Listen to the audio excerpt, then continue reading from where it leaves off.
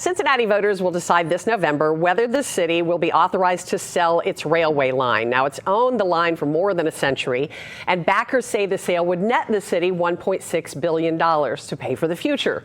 But the plan does face some opposition. A vocal advocate for selling the railroad is Cincinnati Mayor Pureval. And this morning, Mayor Pureval joins us in studio. Mr. Mayor, thanks for being here. Thank you, guys. Thanks so much for having me. Appreciate you taking some time. So critics who would say vote against this deal say it's not been very transparent in terms of people who are backing it. How would you respond to that?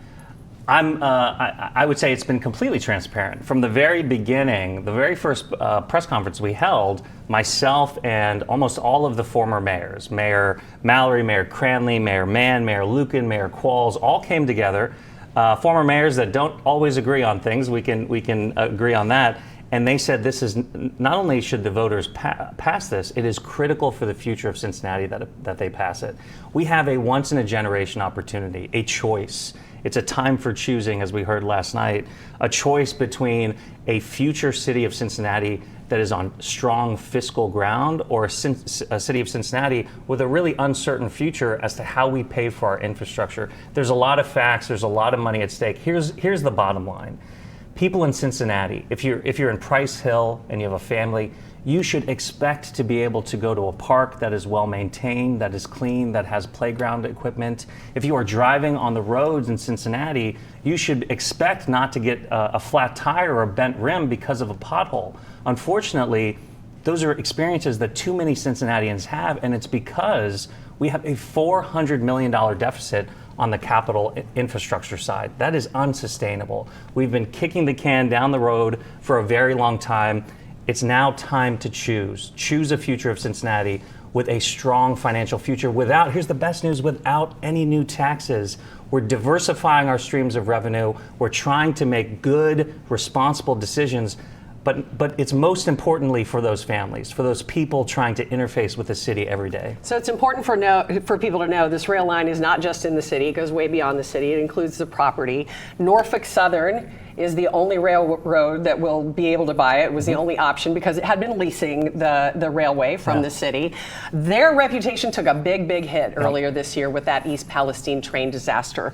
So what do you say to people about safety aspects or worries about Norfolk Southern having all of this property and the railway? Yeah, I think it's completely legitimate and fair. And what I would say to those folks is the environmental and human catastrophe that is continuing to unfold in East Palestine is absolutely inexcusable. And we should absolutely hold Norfolk Southern accountable for staying in that community and helping pay for the response and the remediation.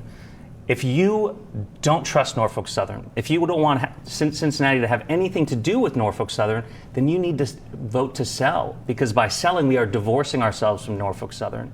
If we but they're don't still sell, in the community if they own the rail line, if right? If we don't sell, Norfolk Southern and the city are locked into at least a 25-year marriage. Now let's get to this point about safety. I agree, safety is our top priority. But irrespective of who owns the railroad, whether it's us or Norfolk Southern, the federal government is the only entity that can regulate and manage the railroad. The city has no power. In fact, we're prohibited by federal law from doing that. So here's the fact pattern that keeps me up at night. If East Palestine were to happen in Cincinnati and we owned the railroad, not only would we have no power to prevent that from happening, but if it did happen, then we would be on the hook for class action litigation because we own the railroad. Getting out of the rail industry, taking us away from that liability while also getting a $1.6 billion trust fund that is evergreen, that is going to grow and grow and be there, not just for my children, but for their children. That is the responsible but also bold choice to say we're not going to kick the can down the road anymore with deficits. We're not going to increase your taxes. We're going to fix this with a frankly a business perspective on how to maximize our resources and make sure that we're fiscally sound for the future, specifically for our Cincinnati families who deserve streets without potholes, who deserve clean water and safe parks. Well, let's go into that a little bit since you mentioned infrastructure and what that money's going to go toward. You've mentioned things like parks and roads. Are there 3 or 4 very specific things that when that money starts coming in, this is where it's going to go first? Absolutely. So what what is very important to know about the railroad funds is that the money can only be spent on existing infrastructure. Look, I don't trust any future politicians any more than you do.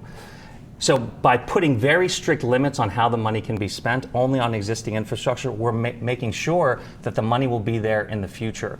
You asked about specific projects. We have a goal of 100 lane miles every year to pave to maintain our roads. We are nowhere close to 100 miles every year. In fact, you look around the streets of Cincinnati and you see potholes and crumbling roads and terrible sidewalks and curbs that need repaired all over the city. Our top priority is getting our roads back under control and making sure that they are safe and that they are maintained. Secondly, we have very, very old rec centers. We have a rec center that on the west side that used to be used for something else, and we transitioned it into a rec center like 50 years ago and haven't maintained it.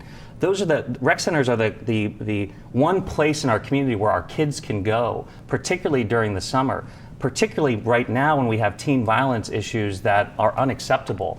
Investing in those kinds of infrastructure will not only improve the lives of Cincinnatians by providing healthy alternatives, but also critically will improve safety throughout Cincinnati by providing people a healthy alternative.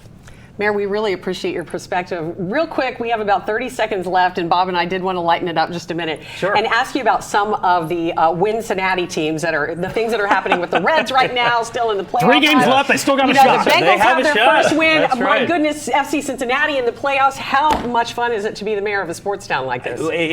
I wake up every day and I'm so honored to be mayor of Cincinnati, but specifically mayor of Cincinnati right now. The sports teams are doing so incredibly well. The pride in Cincinnati is off the charts. And again, bringing it back to this conversation, we won't have an opportunity to right-size our budget for another 25 years because we'll be locked in this. This moment that we're living in right now in Cincinnati is a golden age. And in order to maintain that growth and that optimism, we've got to have the resources necessary to maintain our city. And I'm asking people to vote to sell the railroad. All right, Mayor Aftep Pureval, thank you for your time. No doubt we'll hear from critics who have other things to say about the vote and what we do. We'll invite the other side in too. We'll let you know. All right, it's 9:40. You can always get local stories right here on YouTube, but go ahead and hit that subscribe button to get notifications to stay in the know.